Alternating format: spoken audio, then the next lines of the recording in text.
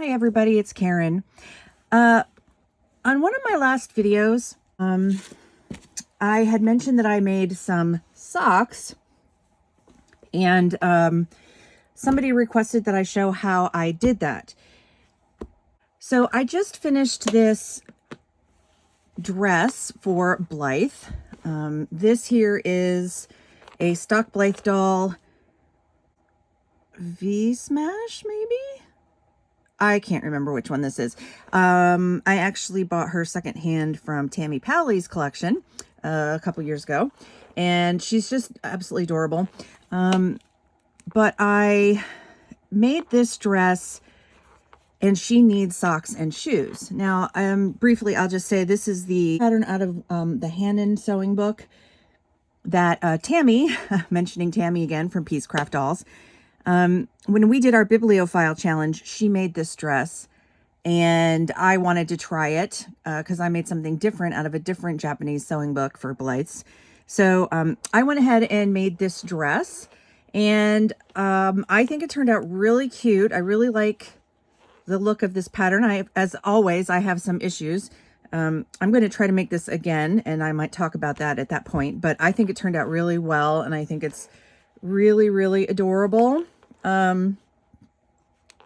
But now she needs socks and shoes. So I thought I would go ahead and take this opportunity to fulfill that request and show you how one of the ways I make socks. Now, the way I did this was based on a recent My Froggy Stuff video, but it starts off, it's pretty much the same as whenever you make this kind of handmade sock. You take for any fashion doll, you take your doll. I'm going to be making this for this doll is busted. That's why she's a pattern doll.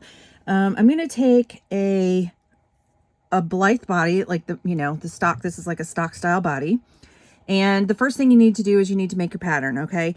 Now, the thing is, you can do this with any type of paper. I am going to be using, this is where the My Froggy Stuff inspiration comes from, because she took a piece of cardboard, or paperboard, really thin cardboard, and she traced out the leg, and then she made the pattern, and then she sewed directly on top of the pattern, or using the pattern, which is what I'm going to do. You could do this. A lot of people will put the fabric around put the fabric on the doll, and they'll pin it along here and then just sew it. Or you could make a pattern and then lay it on the fabric and cut it out. I have, this is a stretch knit, very fine, and it doesn't stretch 4-way. It's only a 2-way stretch. I prefer that. And I will be hand sewing it because my machine right now is eating knit fabrics. So I will hand sew it, and I'll show you that. That's why I use this method that My Froggy Stuff showed. So she does a really good job of showing that. This probably a better job than I will do. So, but let me get this started. Hold on just a second. Okay, so you take your fashion doll, a Barbie, or even a larger doll. And what you want to do is you want to decide like how tall your sock is going to be. I'm going to make knee highs. So I'm going to start tracing it about here, and I'm just going to take a pen, pencil, whatever. And I'm just going to trace closely around the foot. Nothing, just as close as I can, because I want this to be tight. So, all right. So there we have our foot. It's kind of funny looking. Okay, so sometimes I will, if I don't think this is going to be easy to sew around. So what I'm going to do is I'm going to switch this up. This is, it's easier to make a pointed toe. So you could do this, you could cut this out, and then, but the key is you want to have this here, you want a straight line so you can fold your fabric over like this. Right? So we want to make this straight like that. We want to make a straight foot pattern like that. So we will start this again. And first I will draw her foot. Okay. Tracing around her foot. And then I will move it up. Let's see here. want to get that ankle in. Okay, so then we want to put the ankle here, or the heel. So I'm just going to pivot, because she doesn't, this is easier with a made to move body on a Barbie. And I'm just going to pivot this up so that her ankle is in the right spot right here, or her heel, I should say, excuse me. And then I'm going to connect that down and down. All right. So now I have something like this. So I will join this here. Now I just want to kind of even that out and make that a straight line. So where is my ruler? So let's see. If I'm going to, we'll make this straight here. Okay. And then it looks like I've lost about this much on that side, which is about 1/8 of an inch. So I'm just going to pivot this out about 1/8 of an inch. So let's just make a straight. This doesn't have to be exact, because if it was cotton or not a non-stretch knit, you would definitely want this to be exact, but it's a stretch knit and they're so forgiving. As long as you're doing, as long as you're remembering the stretch. So I'm just going to even this out to the line, because again, I want this to be the fold.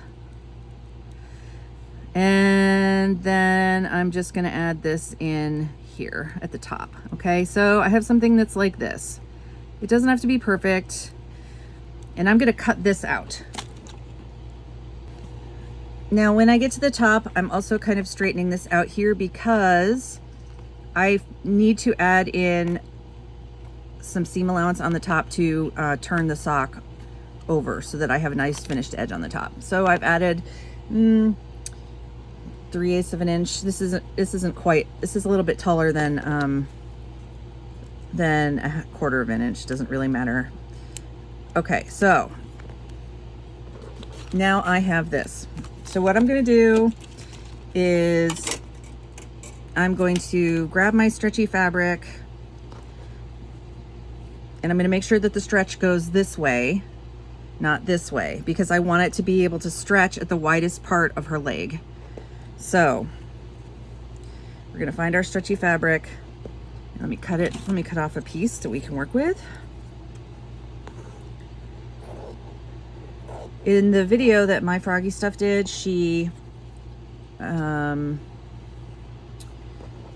used, I think she was using some socks that, that actually had finished, like actual human socks. And so then she was using the finished hem edge at the top to, so she wouldn't have to sew.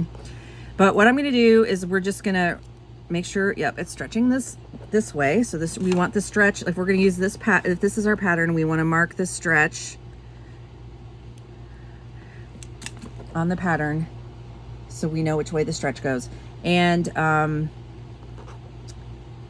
we're going to actually, this is like a cardstock. It's stiffer than regular paper. Just keep that in mind for this technique, as it were. Okay. All right. So I'm going to put this, I'm laying this on here because I want to cut this off at the top. So, because I need to fold over an edge. So let's just not waste fabric, and we will use this top edge. And then I'll mark it. We need seam allowance. So I will mark it. You can you see through here? There's the edge. So I'll cut it at about 1/4 of an inch below that. Straight across. All right. So this is the piece I'm going to work with. So the first thing I want to do is fold down the top. We probably don't need it this wide either.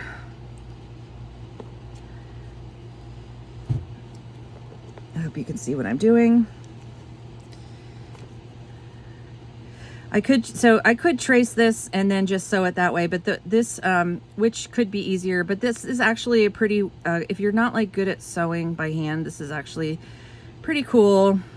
All right, so I'll just cut off a bunch. I don't need it this wide because I want to do the top edge.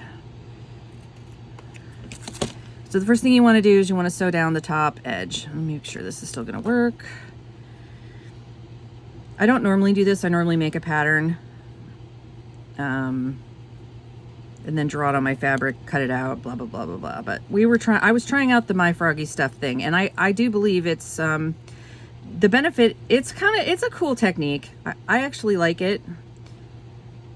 Okay, so I'm going to fold down the top edge about 1/4 of an inch,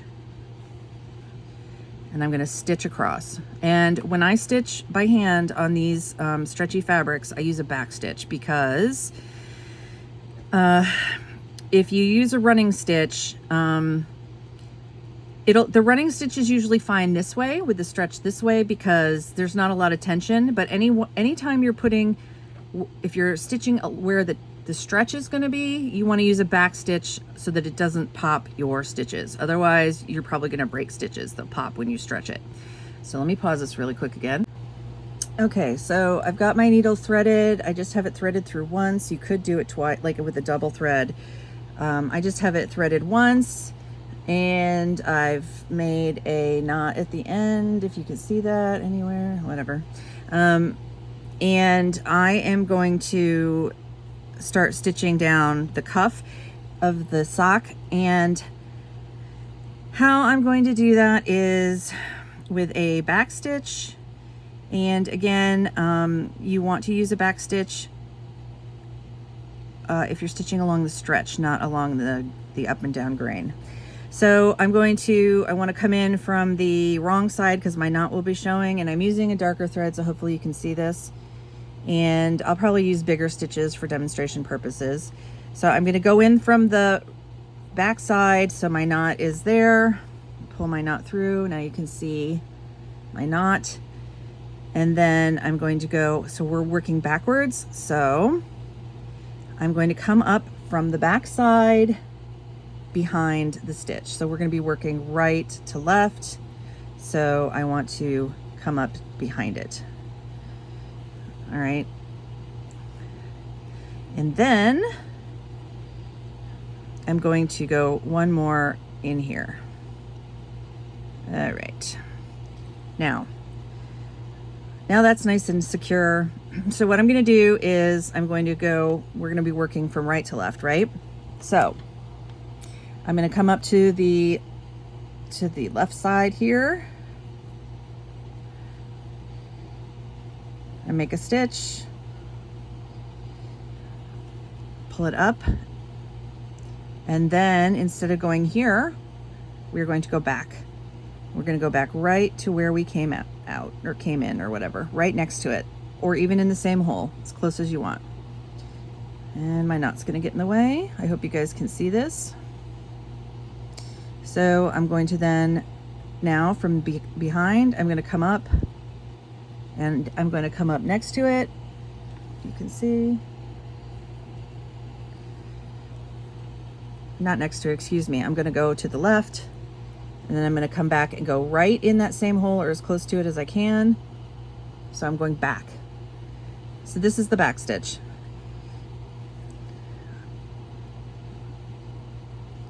And we'll do it again. And back in. I don't usually use the back stitch. I usually use like the half back stitch, was a little faster. And I'm working in the camera so my line isn't even, but it doesn't matter because this is just for a demo again. I'd be using white thread if I was going to make this for her to wear. And you want to make sure that your thread is tight, but not super tight, and check to make sure, this is what it's looking kind of messy on the back side. So you just keep doing this all the way across. So I'm going to be right back. Okay, I hope you can see that. I have finished this. My stitches got a little bit neater because I wasn't looking at my camera. All right, so now I've made these taut, but not super tight because you still want them to be able to give a little bit. Now here's the trick. You want to work on the with the right sides together. So with your seam facing out, like the hem that you just made, here's the good side, And here is the bad side.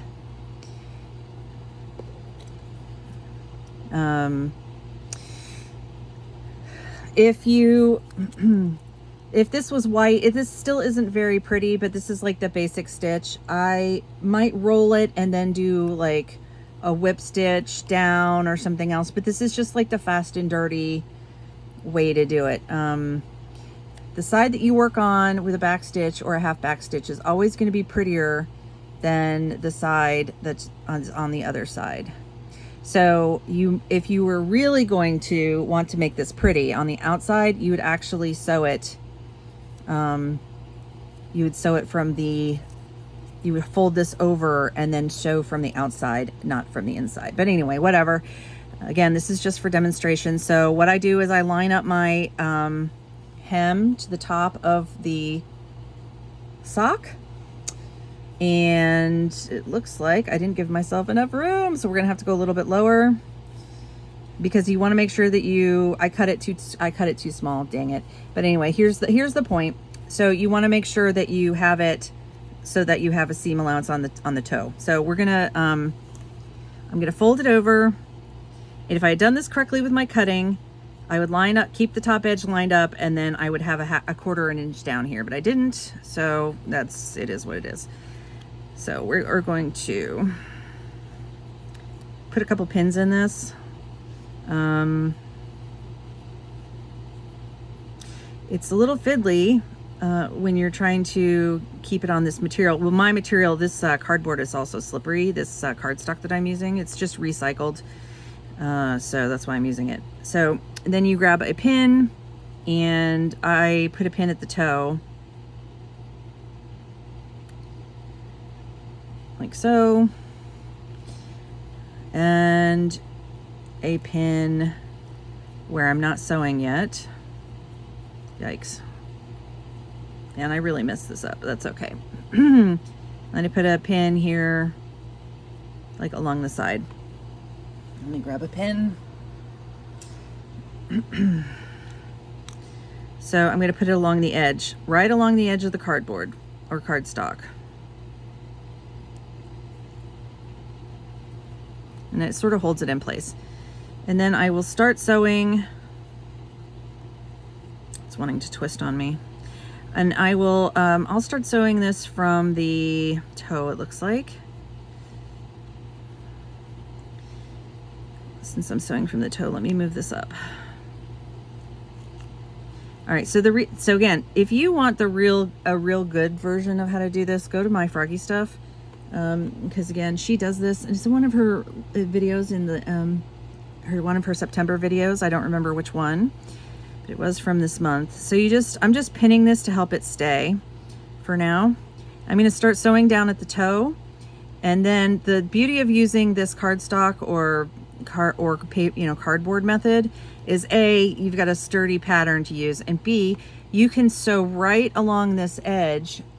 You can sew right along the edge of the pattern itself. So you don't have to guess. It helps keep your lines neat. You don't have to guess where to sew. You don't have to draw on the fabric. You just pin it around and then you just sew up. So I'll be right back. All right, and now I'm going to just start sewing as close. I'm feeling where the cardboard is and I'm pushing my needle there. And I will just start sewing. I think for this, I am going to, I guess, use the back stitch. Yeah. So get started. I'm making a really ugly stitch here. Don't even look at these. I'm just doing this as fast as I can because I don't want you guys to have to suffer. But can you see?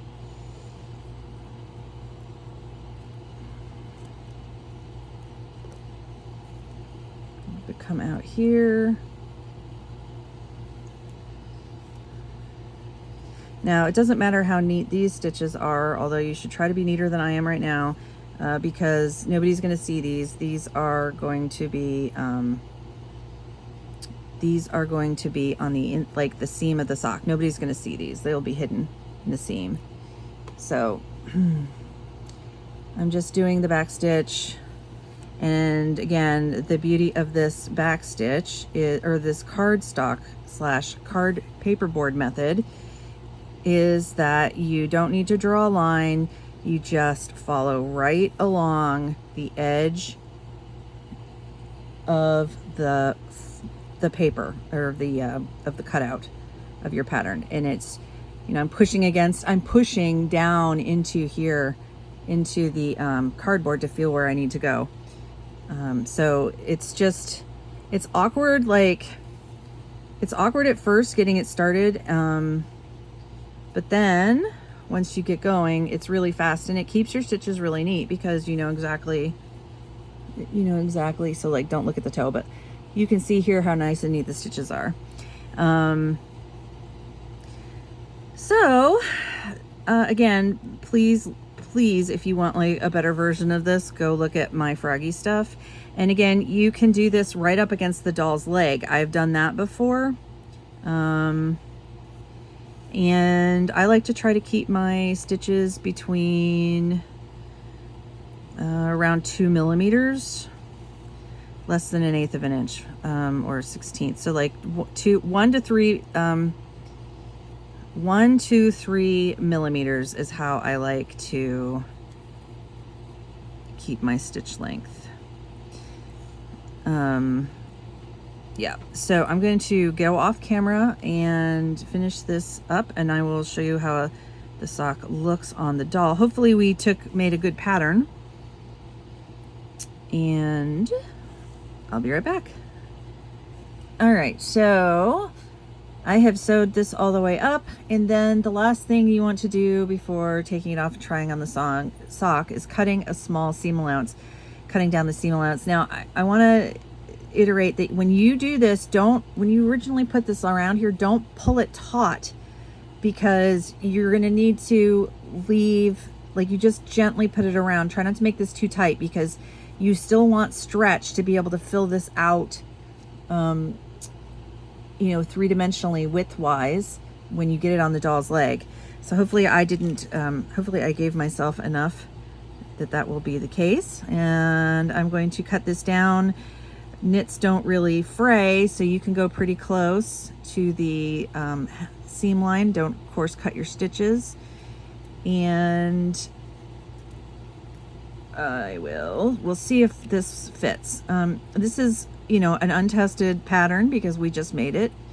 So hopefully it's not too skinny or anything. And let's see what it looks like. Okay, and the moment of truth. Here is the sock. It ended up, instead of being a knee high, if you remember, I had to move it down by 1/4 of an inch, so it turned out to be more of a crew sock. It was a little bit hard to get on because I did make it tight, and these Blythe traditional Blythe dolls have the same kind of rubbery legs that an old school Barbie does. So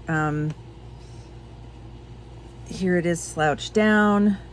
So yeah, it was a little bit, it's not as stretchy as if you had used a serger or along this top edge, or a like a stretch knit stitch on a machine, because I hand sewed this with the back stitch, but nothing's popping. You can see, obviously, if I had used white thread, it would be better. But yeah, this is the technique that I used on those other socks in that last video. And it does a pretty good job. It fits pretty perfectly because, you know, I traced it directly to the leg. You know, I could have made this a touch wider, and probably I accidentally bent this down. But so that's how you use the cardboard technique, or the poster, not poster board. Well, you could use poster board, and the cardstock / paperboard technique that my Froggy stuff did recently in her video. I just trace around it, straighten up the front line so you can do it on a fold. The other thing you could do then is, if you then put this on paper and trace it, and then flip it on the other side and trace that side, that would give you a paper pattern that then you could fold over and then on the machine just stitch up the back. So I hope that helped.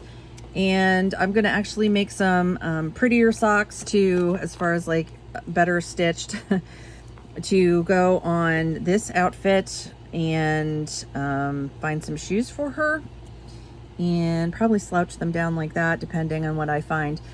So what I have, the shoes are all over the place in the hoard, so it's hard for me to keep track of those. But yeah, let me know what you think of this sock method and what you think of the dress, and did this help anybody? Let me know if you're gonna try this. Yep, that's it. So I'll see you guys in my next video. Let me know what you think in the comments, and I'll talk to you later. Bye.